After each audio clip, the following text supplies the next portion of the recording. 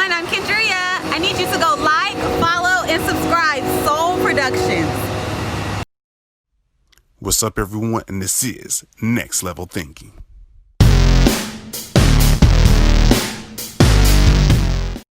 What's up, everyone? It's another episode of Next Level Thinking. As you always know, we help you bring it to the next level. It's your host, Chris Holmes, bringing you exciting energy and much more. And today I have a special guest by the name of Lisa Phillips. Awesome. So tell the audience a little bit about yourself as we get things going and taking it to the next level. Overall, I've built a platform on real estate investing and teaching others how to invest, mostly Black professionals, to invest in lower income Black neighborhoods. But it does go out from there. But that is sort of what most people know me from. And my best-selling book, Investing in Rental Properties for Beginners. But, you know, outside of that, there's other parts to me. There is, at the soul level, I am a warrior, priest, queen, personality, soul type. Sometimes learning about who you are at the soul level, which is a lot of journeying I've done, just makes everything make sense about what I've done, what I've accomplished, and what I'm here to do. So that's just on the personal, like who Lisa is at the soul level aspect of it. But most people know me through the real estate investing. Gotcha. That's what it's all about. So it seems like you are very big into helping people acquire even more knowledge when it comes to financial education, which is incredibly awesome, especially during this time period, but also for the future so they can be prepared and not go into the same cycle. So we're going to back things up just a little bit. And how did you get involved with this? So like, what's the origin story of like, how did you become this person you are in today, and like, your background and your journey, so people can have that little touch, the personal touch and knowing who you are. Okay, so I'll start it with the base level of who I am. I am someone who, even in the worst tragedies, can always go, well, at least this is okay. So that permeates everything I do. So when people are falling apart at bad situations, I've always just been like, yeah, it's bad, but man, other people have it worse. So let's just pick this up and keep going. And that is like my fundamental reaction to events, and it's just who I am. And so all the real estate investing started. I always loved houses, fixing them up, watching HGTV, and a lot of us have like that inside of us, right? That's why HGTV, there's like 4 channels on like home renovations, like that's in everyone. And so I always had that. And then I started purchasing houses as soon as I got out of college. Like within you didn't play no games. Yeah, like within 6 months, you're allowed to purchase a property. Once you graduate and get a job, you don't need the 2-year history. And I bought a house immediately. Now, that house was extremely overpriced. It was the top of the market in 2006 in Las Vegas. That and Miami were hit the hardest. Ooh. And I didn't know any better, and no one around me knew better, right? Because there is no way in heck it logically made sense for me to buy a house where one monthly mortgage payment, was more than like one of my paychecks. Now, wow, you were really pushing. Before taxes, it wasn't, it was like, but after taxes, it was literally more, right? And I'm just in my mind, I'll just rent it out, which has its own issues because I was like an inexperienced person. I just let anyone who would pay me in the house. So that had some ups and downs. So I just really learned the hard way that that you really need to build your skill set around it. But, yeah, I bet you did, because like it was more than your paycheck. It was, I'd have been sweating. No, before taxes, it's not, and that's what they do. They do it on your gross. So before you take everything out, it was fine. But after they take everything out, you're like, ooh. So I mean, and so we go along with it. I get laid off of one job. Because we're heading into 2009, remember? And then I get another job in Ohio. I'm in Ohio, and I'm there for like a year, and I'm like, let me get something out here, because I don't know if I'll ever be back in Vegas, and I had rented the house out. But I got laid off from that job as well. So I had just purchased a $35,000 condo out there in Columbus, Ohio, and I was laid off, and so I had to let the house in Vegas go. At that point, it was 2009. Not the Vegas. Yeah, so it was 2009. We were losing 700,000 jobs a month during the recession, and I couldn't find another position quickly. Ohio just doesn't have the employment opportunities like they do on the West Coast or in other parts of the country. And I had bought this $35,000 condo, and my monthly mortgage was like $350. So even though I had to let this other house go, which can be traumatic, it wasn't that traumatic because it was happening to everyone. None of us knew. Like, I know now, right? Like, I've learned my lessons and I've taught those lessons, but everyone was going through it. So I just didn't let it get me too down.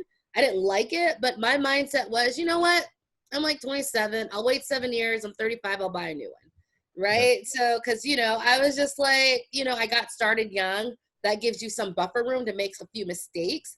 I can wait 7 years. And by the time 7 years rolls around and the mortgage falls off my credit report, I will be even more ready, or I will have more money, or I can save up for 7 years. So I was like, let me let that one go. Cause it was worth half its value. Like 60% of what I purchased it for is what it was valued at. Yep. To this day, it's been 11 years. It still has not gotten back up to its value. But I purchased for in 2006. But I want to go ahead and add this right now is like so many people are afraid to just even make mistakes, and they forget that's how you learn. I mean, if you use the best example, like say the classroom, you go into the classroom, you probably kicking, giggling with your homies and things like that. Always. And then you're ready for the class to start. You're like, all right, cool, let's get started. And then all of a sudden the teacher start writing this language on the chalkboard, and you're like, what in the world? You want me to do what? You over here trying to take your notes and things like that. And then the teacher goes like, okay, now you do it. Yeah. And you're looking around like, wait a minute. You was taught like, no, don't let them pull you to the board too. So you definitely in the spotlight now. And now you're like, you was talking about her, right? No, my homie in the back. You're not talking about me. You, Chris. Come on up here. And then you're like, oh shit, let me take my little walk of death real quick. But that example is like how you approach life. You always push outside of your comfort zone, and you're challenged to take on newer things, and you make mistakes. People correct you, but that's how you learn and get better. And we forgot that whole kind of guidance and process when it comes to real life things. Like that journey to self-discovery, which everyone needs to be on. When I say I'm a warrior, it really shows. So that's sort of like, there's different types of personality types, right? But for me, it goes down to the soul level that you're born with. And the thing about a warrior is that we make mistakes. We go headlong into things. Now, throughout lives, we have to make sure we reel it back and get balance and start thinking strategically. But we have that ability to try and fail and try again and fail. And we can try again and fail and fail. It's just like if there's a boulder in the way and there's a war to be had, the warriors are going to move that dang boulder. We don't know how, we don't know when, but it's going to happen. Right? And so like I can look back on everything when I learned sort of what these types were. I was like, oh, that's why I am the way I am. So I say it because not everyone has that. Let's get out and get in front of it. It doesn't matter if we fail because we just hit that boulder until it's gone. But that's okay, because you have people like us who will do it. And what we're supposed to then do is tell other people how they can do it, right? And that's exactly what I did. So it's okay for me to be brave. It's okay for me to make mistakes because I can take it. These shoulders can take that load so well and easily. Some of my friends were a little surprised because I was like, the banks didn't want to work with me. Well, F them. And they're like, you just told the banks to F them? Yeah, take it. It's not even worth anything. And they're just like, everyone's all like upset. And you're flipping the middle finger out to the banks. And I'm like, yeah, I got 7 years. Like, it's just, that's who some of us are. And the reason we're like that for a reason. We're like that because we can sometimes go where other people are nervous and just not even be fazed by what other people think about it. Or just completely afraid and don't even. Yeah, we don't. Failure is not a scary thing. It's part of obtaining the goal. So it's just part of completing the mission, right? It's like going into it's like, okay, so we're gonna try to get this glorious treasure. I think it's worth like millions of dollars, right? But it's in the lion's den. So we're going to strategically kind of find, hold up, where's Tom going? F this, I'm going to the lion's den. Hey, Tom, where you going? Well, we have to learn. You have to learn to grow a little bit more. And when you grow a little bit more strategically, you lure the tiger, you lure the tiger out with some meat, right? Distract it, maybe cage it, and then you go in. right? Yes, yes, So yes. with maturity, we need a lot of us can end up in jail because it's a personality that could be very in your face. Hmm. But when you get balance and emotional maturity, you learn how to still go in where fools tread, where people are scared to go, but how to do it a little bit more and not get burnt so badly. We get Exactly. burnt out a lot when we're younger, when you have my personality type, because you just keep going headlong into things until you finally learn to be a little bit more moderate. And that But is part of the whole learning it process, is, which it makes is. perfect No fear of sense. failure. It's just part of accomplishing the mission, accomplishing the goal. And yes, I've always thought that way. Great. So it's Just getting it done. Jordan, yeah, you know, yeah. they always trust him with the game winning shot. He took it. He Right. missed a lot of We're going times. to take it. Missed a lot of good times, but he still, took that shot. It's Yeah. always about overcoming that. So let's continue with the journey, of course, with you learning from your mistakes so we can keep building from that. Yeah, and so it was like the middle of this recession. I had to lose a house to foreclosure, but I'm in this house. It's a 2-bedroom condo. It's really comfortable. It's in like a really nice part of town. I was like, are there other houses like this? And I found out that there were. And then when I go to the major online forums and I talk about, well, I'm finding houses that are 10, 20, $30,000. They're like, oh my God, don't go to those neighborhoods. Oh my God. And I'm just like, I mean, they're fine. What's your problem? Mm. Right. And so that's why, for my platform, I do talk about how my story resonates more with Black professionals than other groups. That's like 80% of the people I work with. And the neighborhoods are pretty much 80% minority or Black neighborhoods, sometimes Hispanic or a different ethnic group. And sometimes not, right? But like the reality is so many of the people who are attracted or who gravitate towards me are people who grew up in a lower income or working class neighborhood. That is the experience of people in this country. Generational wealth we did not have, right? It was Mhm. stripped, taken, and like just repeatedly throughout history. Every single time we have something, eminent domain comes and takes your house. Every time you have something, they put a toxic dump right next to your neighborhood. Then all of a sudden your property values fall. That is Dropped. a Yep. proven thing, right? It's environmental racism. So because of those things, strategically in this country, we're always the one to get like the short end of the stick. We don't have that. So when I'm talking about let's invest, let's get financial freedom, and I'm talking about this lower price range, that's what I'm talking to. And the bonus is the people that I attract are people, and they're very strong. They're basically warriors like me. I find that we Mhm. started at that place, but I attract people who want to invest and do better, who have learned the abilities of how to get out of that comfort zone, get out of that socioeconomic ladder, and keep thriving and be able to figure out how to thrive. Right. So when I talk to people, they're like, your story's my story. I grew up in a lower income neighborhood and it was fine. I loved it. Right. And now I'm a doctor. Now I'm a lawyer. Now I'm, director of this. Now I'm this. But I definitely attract people who have the ability to navigate, class navigate, and economically navigate. And many of us are like, so many of the people we grew up with did not. Right. So I attract the folks who did. And so it's sort of taken a life of its own because all of a sudden you're empowering all these people who sort of, I have a very strong, I'm not for gentrification. I understand it comes, but I have a whole group, I like to call them my army, of people now who not only invest in neighborhoods that were overlooked at a low price, we're cash flowing, we're winning. I have people who started out with me who had one house, now they have like 10, right? And we're building really real wealth. We're doing it in our own neighborhoods, but I have a very strong sense of responsibility. Like, hey, just because you can raise the rents does not mean you should. Just because things are gentrifying does not mean you need to kick a family out who relies or is invested in the school system, right? To get up and leave because you can technically raise the rents. And that is a mindset on finances that in this world that you've been given, it's all supposed to be about capitalism and money, money, money.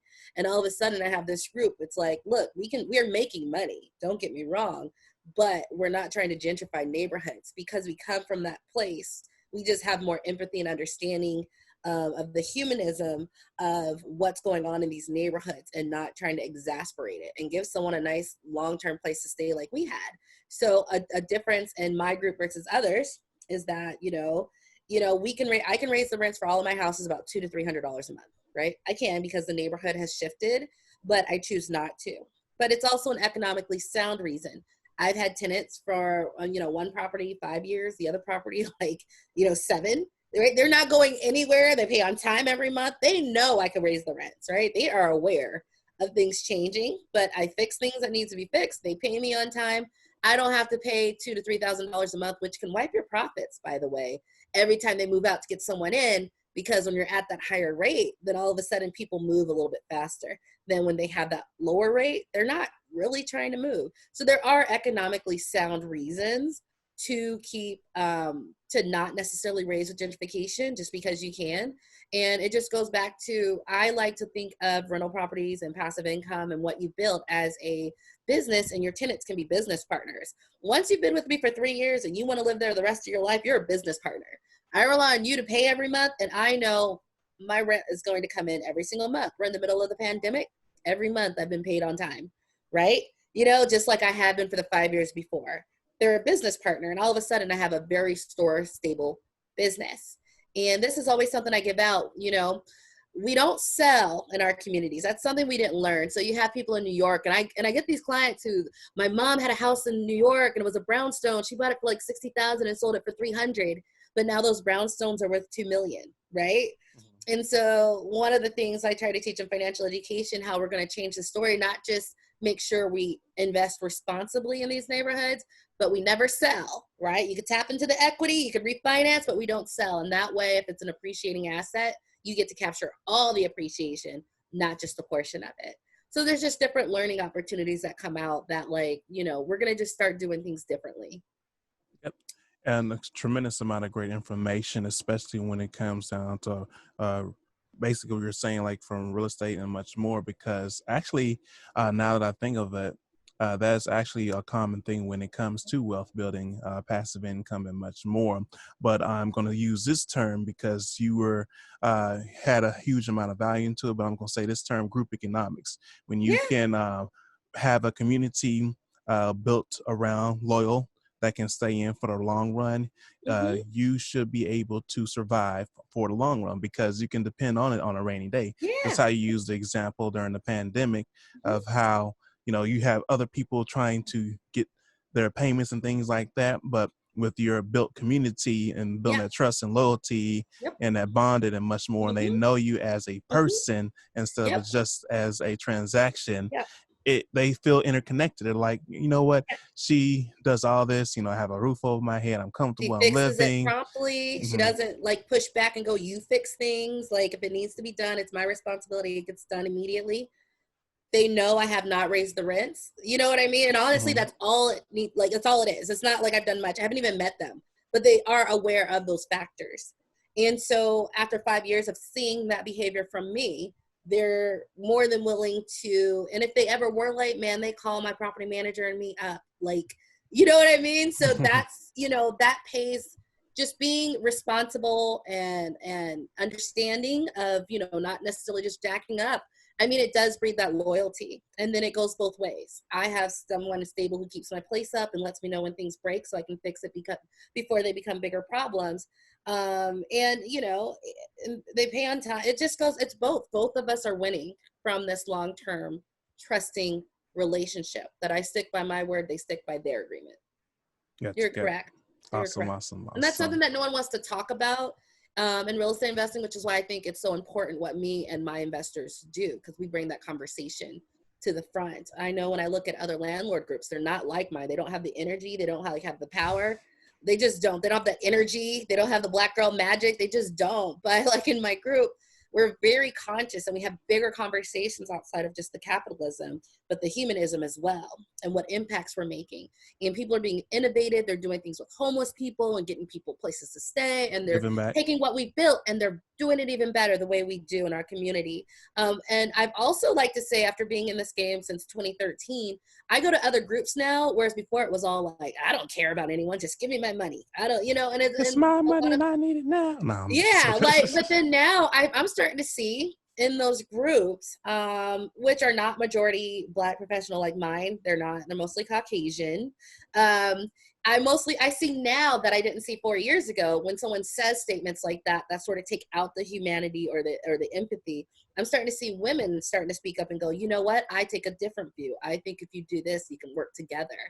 And it's nice. I'm going to claim it. You know, it's nice that me and my investors have been putting it out there and been going in these forums and going, there's a different way of doing it. and starting to see other people go, why don't you check yourself? Everything isn't about money. So I'm someone, and this is where I preach, if you read my book or you follow me, like I love money, right? I want passive income, but I'm not going to do it at the expense of everything, right? And so it's walking a balanced line with that, and keeping everything interconnected. And it's nice to see other people starting to speak up and out versus letting that one voice, which was typically affluent white male, was the voice of real estate investing and real estate investing education, and really starting to go up against that and going, you know, I know you've been taught a certain thing, but we're in the game now, and we're going to bring a different energy to what we're doing that has long-term results and stabilizes an entire neighborhood. Awesome, awesome. And also, I want to add on to that, communication is everything. Mm-hmm. This is one of those things that I'm pushing more and more, and it reminds me back to the days of me in college of like, no matter what you're talking about from business, relationships, Mm-hmm. family, your organization, you have to communicate. And I'm a strong believer. Once communication drops, that is like the biggest sign that something is wrong. It's like I mean, we all had those moments. I'm gonna use several examples where, like, let's say something's going on in relationships and they're not talking, like, okay, what's going on Oh, with I was y'all? just about to Or say, the the one example, reason our relationships, every relationship I've had that ended is because the communication was broken. Mhm. and that 100%. And that Just applies to a lot of things from right. that, and also in business. Like when people notice things are going wrong or something needs to change or adjust, you know, they're like, yeah, so how you're doing? And, but okay. And we're just all, you know, the little flirt talk, you know, that conversation, but they never get to what's going on. They always sugarcoat and never address it. And you have Mm, to be open and communicate that so they yeah. know what's going on. Because I've also heard from one of my mentors that your people that's on the front lines are your biggest information people to like tell you what's really going on, because they are working with the people that are doing the transactions or serving people. They know Mhm. the environment, things like that. So you Right. need to listen Yes. to like every key part, just in all parts of life, even Right. from that in family. And like let's say if you go to Thanksgiving and nobody's talking, something's up. Yeah, it's awkward. Yeah. So Although communicate. in my family, I'm the one that causes everyone to be silent because I can be so honest and truthful. And sometimes I'm like, ooh, I shouldn't have said that. Sorry, Well, guys. I know I just brought some family business up. Y'all would rather not talk about. I'm learning, right? I'm learning. I got you. that's what it's all about, It is like you is. learning and things like that. But you Yeah. need communication. Sure, I do a podcast, so I talk about all different kind of things. But one thing my professor said, like when expressing different viewpoints, business or whatever, you know, you can have your own different view, but always listening for understanding, not to be correct, Yeah. on listening for understanding. Yeah. And then you can get to the point where you can agree or agree to disagree and move on. That's how you should apply it through all life. And once we I agree.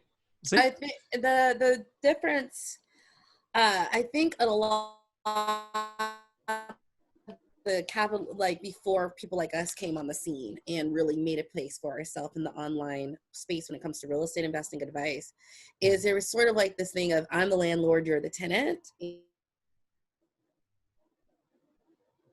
let's see.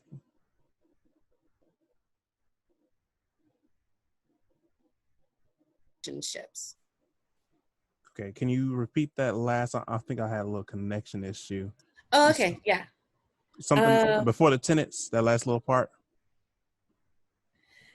Let me connect to a different.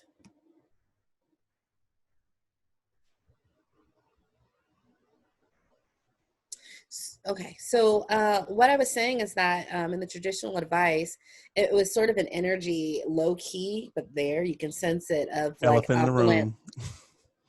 Oh, did I leave the room? No, I said elephant in the room. I'm using it as an Oh, analogy. low key. Okay. Low key, like no one's going to say it, but people don't have to say it for you to sense it and understand that that's being understood. At least for us, because, you know, we read energy, right? We read energy in our community. That's why we can be so scared of ghosts, because we know they're there. Like we can feel it. So, you know, just like I'm the landlord, and the way you learn it was like I'm above you. Whereas I've definitely over the last 7 years, and the people who are attracted to me have picked up on is we work together in this rental property business. And so what you build with that mindset is steady, long-term, dependable cash flow. So not only do you buy it for a lower price, but you buy it in a neighborhood that you're probably comfortable with that someone else would not be, because they've just never been into lower income neighborhoods. They've never been into a minority neighborhood. So you can sort of capitalize in a positive way on that fact, have more of a humanist relationship building aspect to it. And it's just like, if you're going to invest in me, I found it's like the full circle where everything is covered, and it's a very symbiotic, beautiful, sustainable, work together investing strategy. So that's why I'm just very honored and happy that when I put this out there and I just started laying down, this is what you got to do. Like, listen, I was just basically this: I can't stay in corporate America. I am who I am. I talk the way I talk. I call things out because I'm just I'm a truthful person. I don't kiss ass because I think my work ethic should work for itself. I just don't last in corporate America. Okay. I just don't. And so it's like, I started doing this real estate investing strategy. So I did it once, and then I did it again and did it again. And I was able to develop a system and show people how to lay it down and how to take care and mitigate the risk. And I just started telling people about it. Like, look, this is what we need to do. We can't be in corporate America. It's not for people like us. Not only am I making 62 cents on the dollar, which I was, because after 2 months, my coworkers who are white male told me what they were making. I was like, you make how much? It was 38% less, okay? So not only am I making less, but I really don't fit in, or I have to be a different person in corporate America, and I just refuse to not be myself, right? I refuse to act a certain way because that's more acceptable, because you have maybe a culture of the upper class, and I come from a working class background, right? Where it's a little bit more louder and boisterous. And so I just had to get the information out there, but I was honored that people listened. Like, you know, for me, as someone who's a natural teacher, like, it's an honor when people listen, because trust and believe, I've been telling my family all of this for years, and they're just looking at me like, okay, Lisa, or my friends too. But, you know, you take it to the internet, and all of a sudden, all this information you've been giving, you found your tribe, and it not only works, it like propels them to a different just economic ladder, right? You own 4 or 5 houses, you're a different person than you were before. You're in a different world, you're in a different class. And having the financial income and freedom also propels it. So I was just really grateful that people listened, heard it. The people who needed to hear it did hear it, acted on it. So, and they're successful. So now I have these platforms, but like, we're very successful at what we do, even though everyone told us we couldn't do it. So 7 years into the game, I can go to different forums and online places, and people who told us we couldn't, or those neighborhood or those people, are sitting there trying to get into my group and get information and pick up what they can, right? And so that is where we're at today. Cool. So like, what kind of future plans you have going on so that the people will know? And then we're going to follow that up with a closing statement by you as we wrap things up. So I launched a book 2 years ago with all of this laid out. And it was in 2018, and it's been on 3 Amazon bestsellers list. Okay. I go between the 5th and 10th spot. You know, I'm going for number 1, don't get me wrong. Always. But every single day since it launched, which to me means I've gotten a lot of support up high, because these are words that need to get out to empower our people. That's part of my mission here on earth and part of my purpose, which I've learned. So that was been amazing. So I'm doing book 2 right now. It's a very interesting way. Writing a book, it takes a lot, right? So I'm halfway through book number 2. That's going on, and just learning different ways to, I have multiple streams of income. I have the rental properties, I have the book, I have a monthly membership. And so I'm just sort of taking all this infrastructure and building it out to something bigger and greater. So I started with Hold on, let's see. Income and real estate. Those are, if you do those 3, it can last you through any economic downturn. And I will say I'm doing quite all right through this downturn, because I do have multiple. One thing can take a hit, and I built this. Now, it took me 9 years to do it, but that's okay. Take the time. I'd rather you do things over 10 years. I'm not on a 30-year plan. People need to put themselves on a 10-year plan. And every passive income stream took 4 to 6 months.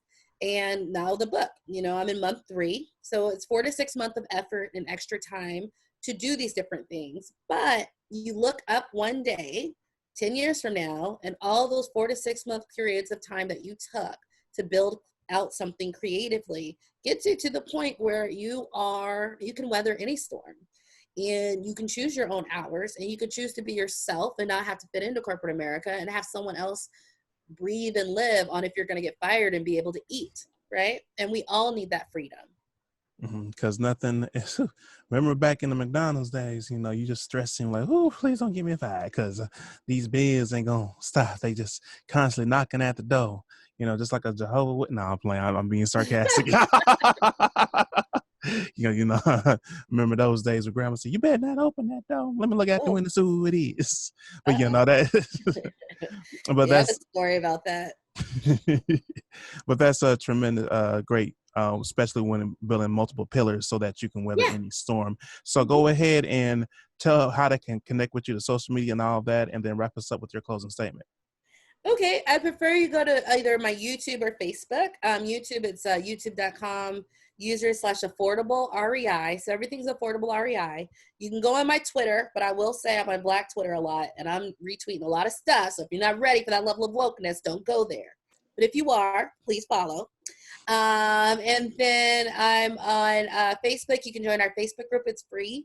But we have a certain energy, so try to blend in. And it's a sub 30K mastermind group. If you go to any of my online videos on YouTube, I have links to the Facebook group, to this group, to my LinkedIn group. And it's just a different groove and flow. But you'll love my Facebook group. It's basically 9,600 Black investors who are successful teaching the new ones. And it's such a beautiful energy and community we've built in there. And if you want to get a copy of my book, Investing in Rental Properties for Beginners, it is out. It has about, you'll like it. I mean, I have a 4.8 review, and no, I didn't pay for those. No, I don't know that people leaving reviews. Those are completely organic. But as you can tell from the way I am, it's very blunt. It's very to the point. And from what the review says, it's just someone actually giving them the information, laying it out step by step, you know? So you got to love diversity, because when different people with different backgrounds enter into the game, that's when you really start getting innovation on getting to your goals. And that's what I bring to the people. Awesome. So we're going to close out this great interview as we take this valuable information and get into our wealth and riches and much more. Prosperity is everything. So it's your host, as always, on Next Level Thinking. And today I have my special guest by the name of Lisa Phillips. Awesome. Make sure you subscribe, share the energy, and keep things going, because we are out here to inspire and make sure you get all the information you need to help you take it to the next level. Peace and much love.